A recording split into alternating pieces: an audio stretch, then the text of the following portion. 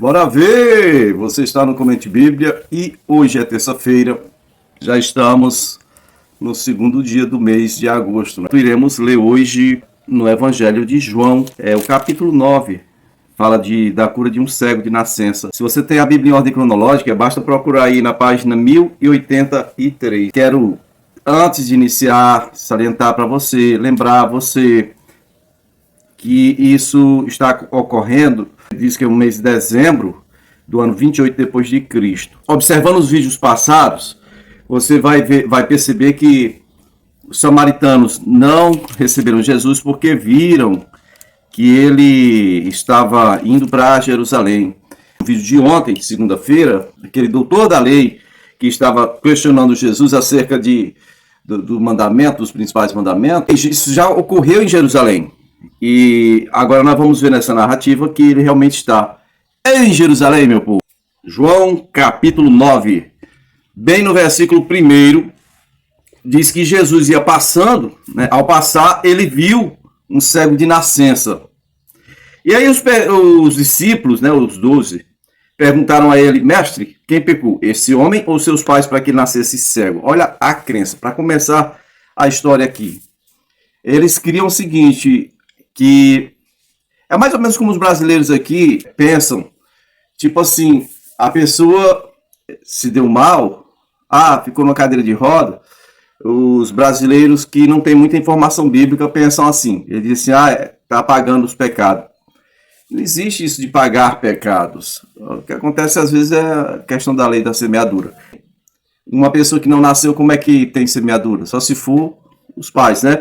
Por isso os discípulos estão perguntando, foi ele ou foi o pai dele? Os pais dele que pecaram para que ele nascesse cego. Aí no versículo 3 Jesus disse, nem ele e nem seus pais. Mas isso aconteceu para que a obra de Deus se manifeste na vida dele. Então enquanto é dia, precisamos realizar a obra daquele que me enviou, ou seja, a obra do meu pai. A noite se aproxima quando ninguém pode trabalhar. Ninguém pode trabalhar à noite? Não, tem muita gente que trabalha à noite. Quando ele está falando que a noite se aproxima quando ninguém pode trabalhar, menino, deu um gelo na minha espinha aqui. Eu lembrei logo do fica em casa, fecha tudo, solda aí as portas. Bom, vamos nos ater aqui. Eu acho que essa noite que Jesus está se referindo, quando ninguém pode trabalhar, está apontando para um momento e para um trabalho específico. Ele está falando da obra do Pai. Vai chegar o tempo em que ninguém vai poder fazer esse trabalho de evangelizar, esse trabalho de curar enfermos, esse trabalho de anunciar o reino, esse trabalho especificamente. Vai chegar uma noite quando ninguém vai poder fazer esse trabalho. E é logo logo, tá? Eu acho que antes da vinda do Senhor vai acontecer um avivamento, mas geralmente o avivamento acontece quando o povo busca o Senhor. E o povo busca o Senhor quando o trem aperta, né? Então veja bem, no versículo 5, Jesus vai falar assim, enquanto eu estou no mundo, sou a luz do mundo. Tendo dito isso, cuspiu no chão, misturou a saliva com terra, aplicou a lama, né, nos olhos do homem e disse a ele, vá lavar-se no tanque de Siloé, que quer dizer o que significa é enviado. O homem foi, lavou-se e voltou enxergando, voltou vendo. Olha bem, enviado é a palavra que caracteriza apostolado. Todo apóstolo é enviado. É como se fosse um missionário hoje, né? Ele é enviado ao campo. Jesus não mandou ele se lavar, por exemplo, no tanque de Betesda, na saída da Porta das Ovelhas, tinha um negócio no movimento das águas. Não, você vai se lavar no tanque de Siloé. Olha o versículo 8. Aí começou aí o problema, o que devia ser uma bênção, começou a surtir efeito aí negativo. Aquele homem pedia esmola na entrada do templo. E entenda-se por entrada do templo, o muro, né, o muro ou o espaço do monte do templo. Lá tudo é chamado de templo. Local onde, por exemplo, os rabinos, os doutores da lei, os peritos da lei, ficavam para ensinar o povo na festa do tabernáculo, passou há pouco tempo, aqui pela ordem cronológica. Eles ficavam na entrada nas entradas do espaço do templo, para ensinar o povo ficava ouvindo ali. Depois que Jesus surgiu, eles ficaram com férias, eles tiveram que tirar férias forçadas, porque as pessoas queriam ouvir mais a Jesus, né? Era bem pouquinha gente que ia lá ouvir eles. Então a inveja estava matando. O que acontece? Os vizinhos do homem que era cego reconheceram ele. E as pessoas que entregavam esmola também, veja o versículo 8. E aí perguntavam, não é este o homem que costumava ficar sentado mendigando, pedindo esmola? Alguns afirmavam que era, outros diziam que não, é só parecido com ele. Mas ele mesmo, o homem que fora cego, ele insistia dizendo, sou eu mesmo. Então, começou o questionamento. Então, como é que foram abertos os seus olhos? Por quê? Nunca se ouviu falar que alguém tenha curado a cegueira de um cego de nascença. Como foi que isso aconteceu com você? A primeira vez ele vai dizendo aí, versículo 11.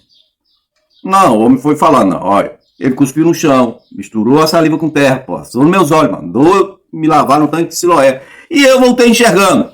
Versículo 12 aí, eles perguntaram, e onde é que está esse homem? O rapaz respondeu, não sei não. Versículo 13, então eles pegaram o homem que era cego e levaram lá os fariseus, né? Versículo 14. Era sábado o dia em que Jesus curou o homem. Aí é um problema, né? Então os fariseus também lhe perguntaram como ele recuperara a vista. O homem respondeu, Paulo, é o seguinte, ele fez uma mistura de saliva, cuspe com terra, colocou nos meus olhos, mandou eu me lavar no tanque de Siloé, eu fui lá, me lavei e voltei enxergando. É a segunda vez que o sujeito que foi curado agora tem que ficar dando explicações. É muito difícil, não é? Quando as pessoas querem colocar Deus dentro de uma caixinha, limitar Deus e dizer, não, isso aqui Deus faz, isso aqui Deus não faz. Pois é, eles não creem que foi Deus. Então vamos lá. Versículo 16, olha o que eles disseram. Alguns fariseus disseram, este homem não é de Deus. Olha o julgamento precipitado. Olha aí, este homem não é de Deus. Eu não diria precipitado, eu acho que esse julgamento é proveniente de alguém que tem uma ideologia cega, embora tenha uma raiz religiosa, ele tem uma ideologia que domina a cabeça dele, tá? Ele lê a Torá e não tem entendimento das coisas espirituais, somente a letra.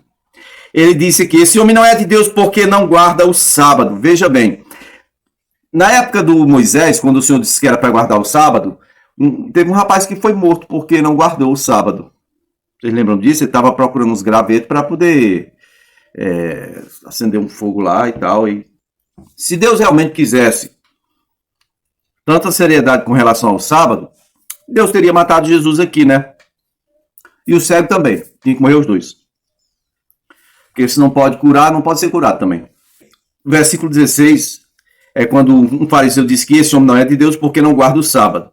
Mas outro fariseu, ou outros perguntavam, mas como é que pode um pecador, uma pessoa que não é de Deus é um pecador, como é que pode um pecador fazer tais sinais miraculosos? E houve então a divisão entre eles. Verso 17 diz que tornaram a perguntar ao cego, o que você diz a respeito dele, já que foram os seus olhos que ele abriu? O homem respondeu, ele é um profeta. Os judeus não acreditavam que ele fora cego ou que havia sido curado, né, enquanto os pais não chegaram para confirmar. E o cara fala de um jovem aí, devia ter quase a minha idade. Versículo 19. Trouxeram os pais do rapaz e disseram, esse é o seu filho, que vocês dizem ter nascido cego? Como ele agora pode enxergar? Aí os pais responderam, olha, nós sabemos que ele é nosso filho, nós sabemos que ele nasceu cego, mas nós não sabemos como ele voltou a enxergar, como é que ele está podendo enxergar agora. Perguntem a ele, ele já tem idade para responder por si. Ele tinha no mínimo 30 anos. Alguns dizem 38 anos, né? Porque com 30 anos ele já é homem. Ele vai falar por si. Versículo 22 diz que os pais disseram isso por medo dos judeus, porque os judeus já tinham resolvido que quem declarasse que Jesus era o Cristo seria expulso da sinagoga. Aí foi por isso que seus pais disseram que ele tinha idade para responder por si. Então, versículo 24 diz: pela segunda vez chamaram o homem que fora cego e lhe disseram: para a glória de Deus, diga a verdade, rapaz, nós sabemos que esse homem é pecador, esse homem que lhe curou é pecador, olha aí, tá vendo aí? Baseado em quê? Jesus é pecador porque curou alguém no sábado? Que triste, não é, fariseu cego? E aí o rapaz que fora cego, ele vai responder uma coisa assim, é um tapa na cara do fariseu, é um tapa na cara do doutor da lei, né? Olha a resposta dele, versículo 25.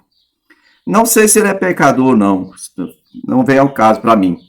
Uma coisa eu sei, eu era cego e agora não mais, agora estou vendo, estou enxergando vocês tudo aí. Então lhe perguntaram o que ele fez a você, como ele abriu os seus olhos. Quer dizer que eles estão querendo que o rapaz que foi curado fale pela terceira vez a mesma história. Aí ele ia ter que ficar igual, repetindo, né? Cuspiu no chão, fez lama, passou nos meus olhos. O rapaz, já sem paciência, versículo 27, diz que o rapaz: eu já lhes disse e vocês não me deram ouvidos. Por que querem ouvir outra vez? Por que vocês querem que eu fique repetindo? Por um acaso vocês também querem ser discípulos dele? Meu Deus do céu, isso é uma afronta medonha. Aí eles insultaram o rapaz e disseram: discípulo dele é você, nós somos discípulos de Moisés. Sabemos que Deus falou a Moisés, mas quanto a este homem aí, nós nem sabemos de onde vem. Aí o homem respondeu, o homem que fora cego ainda respondeu: ora, isso é extraordinário, vocês não sabem de onde ele vem, contudo, ele me abriu os olhos. Rapaz, o cara foi chamado para ser interrogado, agora ele virou uma pedra no sapato daquele grupo religioso que queria que o rapaz confessasse que Jesus é pecador, né? E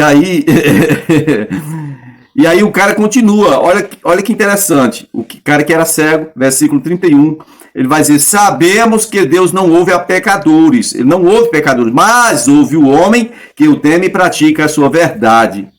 Ninguém jamais ouviu que os olhos de um cego de nascença tivessem sido abertos.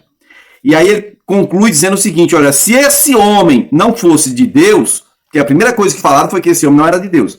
E agora ele termina dizendo: se esse homem não fosse de Deus, não poderia fazer coisa alguma. Está aí no versículo 33. Diante disso, os fariseus, os religiosos responderam: você nasceu cheio de pecado, como tem a ousadia de nos ensinar? E o expulsaram, né? Então Jesus ouviu que o homem havia sido expulso e ao encontrá-lo disse: você crê no Filho do Homem?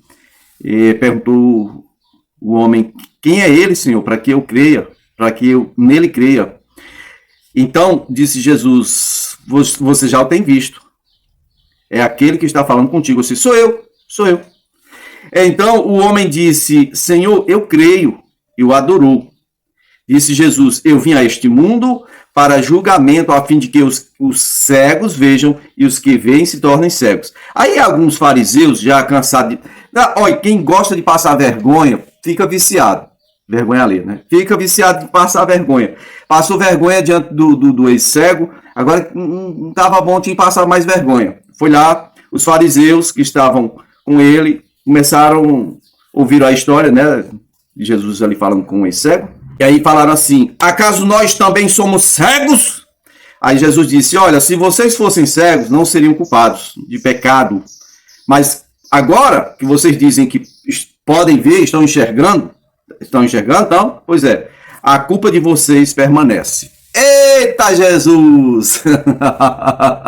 Gente, eu estava lendo o texto aqui, me deu uma crise de riso, porque eu gosto de ler, reler e meditar. Então, quando eu cheguei nessa parte aqui, em que eles ficam questionando o ex-cego, né?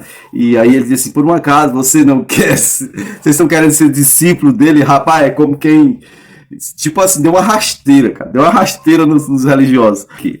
Gente, amanhã, se o Senhor nos permitir, teremos mais Comente Bíblia. Fica conosco aí, valeu!